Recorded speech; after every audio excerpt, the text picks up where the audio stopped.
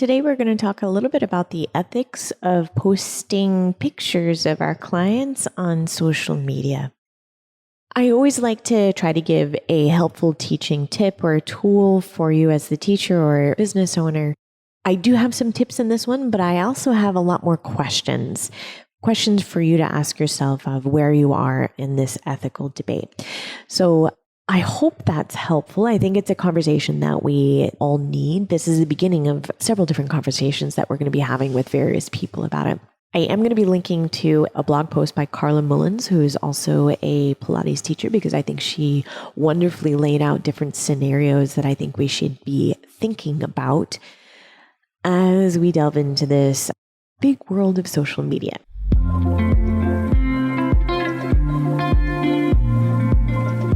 Welcome. Stick around if you want to learn about the art and philosophy of beautiful movement mixed with evidence-based exercise science. We'll be having tough and inspiring conversations with other coaches, experts, artists, and athletes. Our goal is to challenge myths, explore concepts, and engage in healthy debate as we dive deep with intrigue and curiosity. I'm your host, Hannah Deutscher. I've been teaching dance, Pilates, and yoga for over 2 decades. And what I've learned is that movement can be the joy that integrates us all together. When we can trust and express ourselves through our bodies, we are unlimited in our ability to change ourselves and our communities for the better. We, as movement teachers and coaches, have the power to help people experience this for themselves. Okay, everyone, let's dive in. Exchanging ideas and changing people's lives one session at a time. This is the Pilates Exchange. So if you're listening to this or watching it on YouTube or any of our social media posts between Christian and I, you'll see that we have quite a big following of people. Social media has been the way that we've grown our business. So I think social media can do wonderful things for business.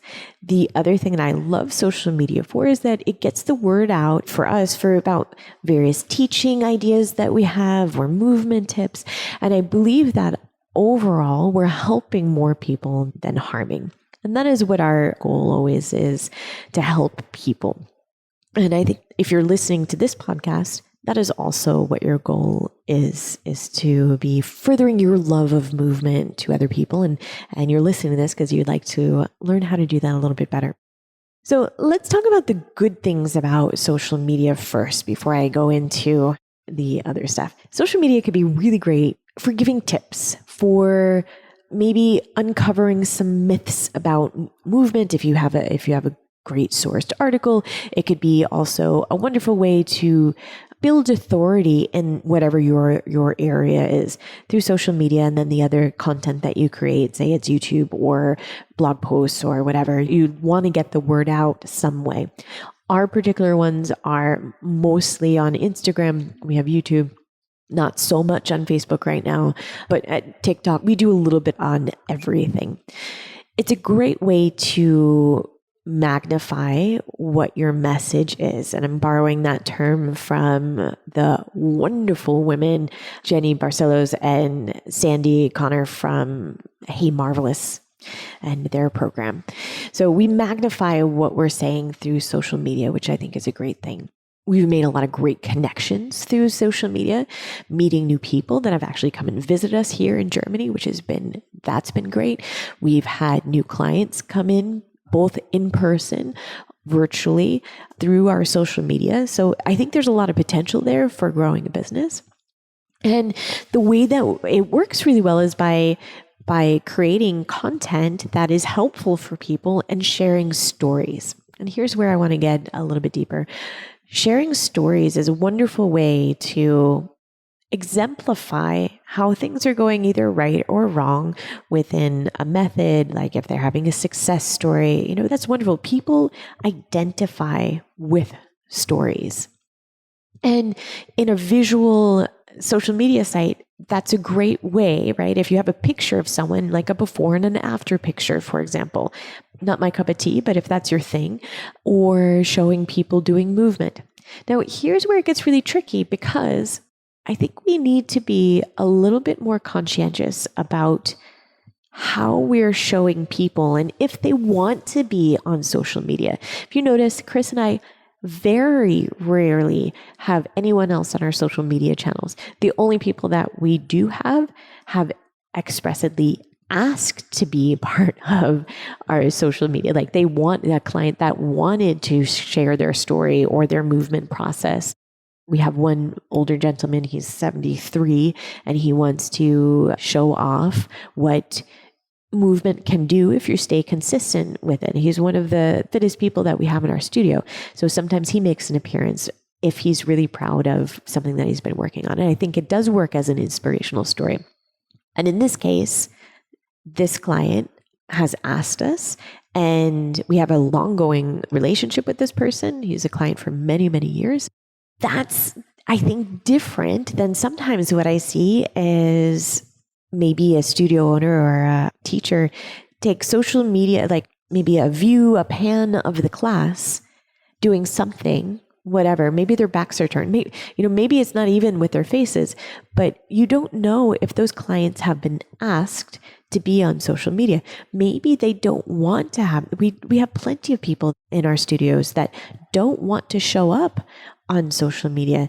They are against it for whatever reason, either because they don't want to be part of this conglomerate business of Instagram and Facebook and all that, or they have privacy issues. We have people that have been through abusive situations and they need to, for their personal safety, not have their face ever shown on social media.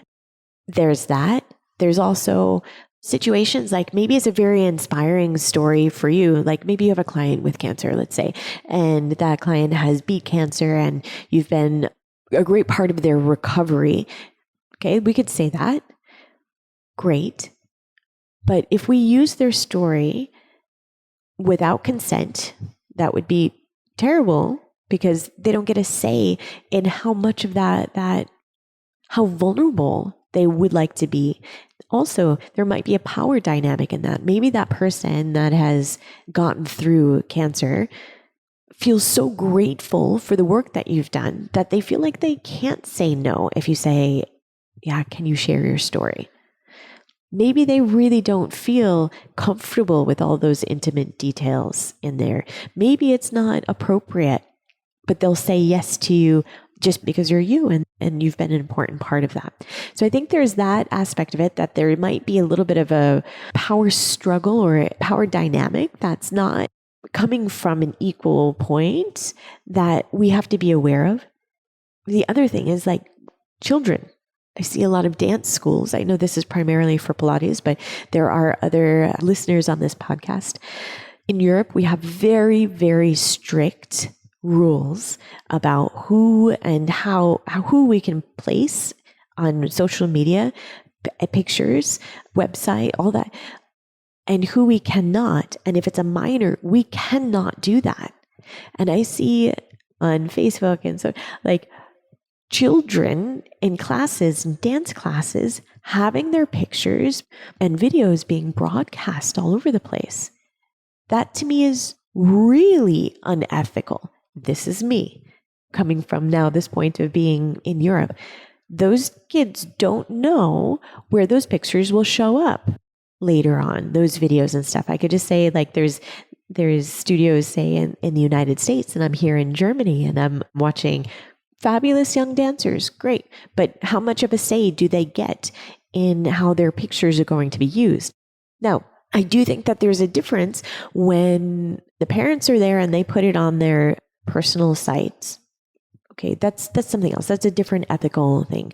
But when we're starting to take pictures and videos because you want to share a story or share how a child is doing, but it is really about a commercial gain, to be honest, from the studio or from the teacher.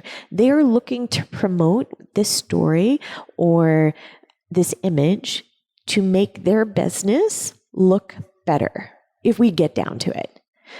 I know some of you are like, no, that's not. I just want to inspire. Yes, you want to inspire people, but you're also looking for some sort of gain, or else you might not be doing it in the way.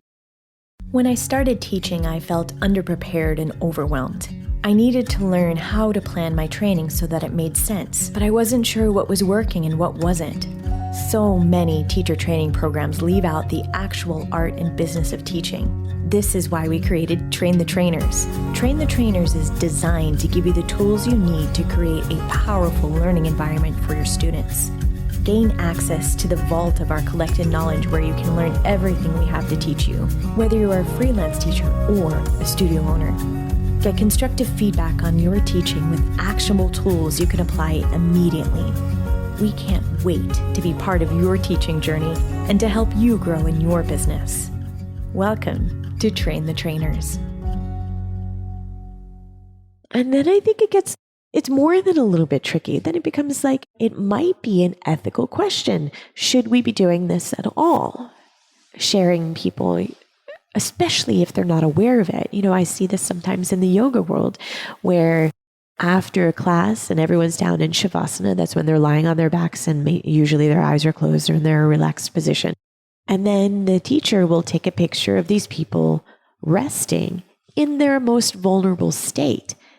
Their eyes are closed. They didn't ask. It may seem harmless. Well, yeah, they're just resting. But you don't know what's happening in the background for these people. What if it is the woman that has escaped a domestic abuse situation and now, just as a coincidence, the former partner, the abuser, then sees the lady in that class and knows where to look for her? There could be that we don't know. And that's the point. We don't know if that's okay. It could also be, which I've seen, unfortunately, that we do have a success story. Say a client went from not getting movement very well to a very beautiful movement for that person. And they've asked us to track that with video. Not me personally, I'm saying this is what I've seen. And then they post it. The owner posts the video, even with consent. The trolls that are out there in social media world can be brutal. I've seen poor people get torn apart. What should have been an inspirational story. This person couldn't do this and now they could do that. This is fabulous. Great. We all want to see that. That's inspiring. But that person, that client that had created that success in their own bodies, then gets torn apart for the size that they are. They shouldn't be using those springs or what about their shoulders, or why isn't this correct? And because everyone feels like they need to jump on the bandwagon and tell them how they're not good enough. We'd completely tear down the person that had that success in their bodies and they just wanted to share their story. If it's done on what I'm saying is on a business's website, on a studio's website, look at how great this client is, and then it gets torn apart by other teachers. I've seen that so often, and it is terrible. Number one, it's completely unprofessional from other teachers. That's, don't get me started on this, but it could be that person, say that client, that student, was unaware of what could happen with their image out there, that they could be the subject of critique or ridicule or maybe it goes fabulous.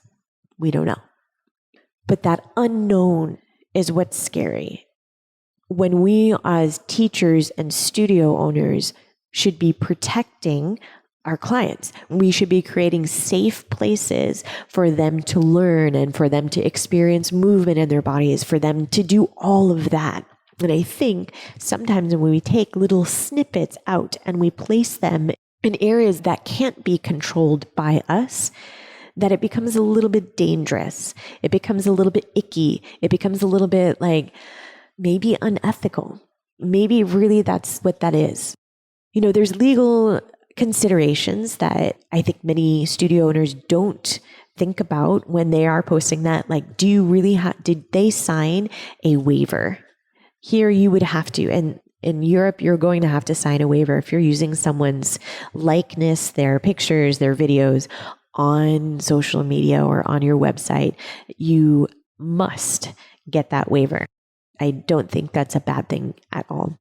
There's also other instances where I'm not sure if it's a great idea with whether what people are doing, especially when it's in the commercial area. So say you've gone to a continuing education workshop and the provider wants to create promotional material for their next one. Is it so clear to you when you're there that they will be taking pictures or videos that will be promoting? Do you feel like you have the right to say, no, I'd not like to be part of that? Even just the simple picture of the, like, everyone all together at the end, yay, we've got our certificates, which is meant to be like, yes, we've accomplished it, but the provider of the continuing education is going to be using that for promoting their product again. Is that something that you're comfortable with? Did they ask you? Did they let you know that that's what they were going to be doing? Interesting, right? You know, maybe it is harmless, but I think intentions do matter. And I think being clear with those intentions is important. Even that conversation like, hey, can we do a group photo? I'm going to be using this for my website. I'm just so excited about it. Do you feel okay with that? Great. Or not. No, I'd rather not this time. I'll skip out. Perfect. Good. Sign the waiver. And the waiver is not just for the person that has their likeness, their picture out there. It's also for you, the teacher, the studio owner, to protect your business. Here you can get a lot of trouble for doing something like that if you don't have express consent, and rightly so. But like that could become very quickly a financial burden if it got that far. So I would love for you to consider those concerns that I have. And I'm sure you're probably also thinking like, well, then what do I post on social media? Well, I think there's a lot of things that you can post without getting into that ethical, icky area. You know, if you look at Christians or my social media, we are, I would say 98 to 90%, it's only us and what we're doing, because we think that our information that we're giving is important and it's helpful. And that's what we come down to. Again, you know, circling back, it's about sharing stuff that will be of value, not just creating more noise in the whole digital world. Posting ethically, I think there's a major part of that too. It's not about just doing it to do it for the algorithm. There's a few social media, say, gurus that they're not gurus, that'll say, or account managers, they'll say, just keep on posting. It's for the algorithm, just content to put it out there and not to be thinking about how the impact on other people's lives, or just to create crap to put it out there just so that there's something on your feed. I don't know if that's the best use of your time and your talent. So like I said at the very beginning, I don't know if I have any answers in this podcast. I think I have a lot more questions that we need to be asking ourselves, how we want to be using these tools of social media to help what our messaging is, to provide value or comfort or information going forward. I think it's a huge, huge topic. I think it's an interesting one. If you're interested in the strategy of what we've built of using social media, that is part of our Train the Trainers program, because we think it is incredibly interesting and important to have a strategy instead of just putting stuff out there, because if it's just out there, it's a waste of time to know how you want to structure what you're doing in order to, like I said, not just create more noise, but to have a product out there that you truly believe in, that elevates our professions as a whole. Let me know what you think in the comments. I'm going to link to Carla's wonderful blog post. A couple of hers are really super interesting to start questioning what we're doing. Wishing you all happy teaching. Bye. Thank you so much for joining us today. I hope you enjoyed the conversation. A great cost-free way of supporting us and the podcast would be to give us a 5-star rating. You can also look down into the show notes and grab any one of the free resources for teachers. I hope to see you next week on the Pilates Exchange. Happy teaching, everyone.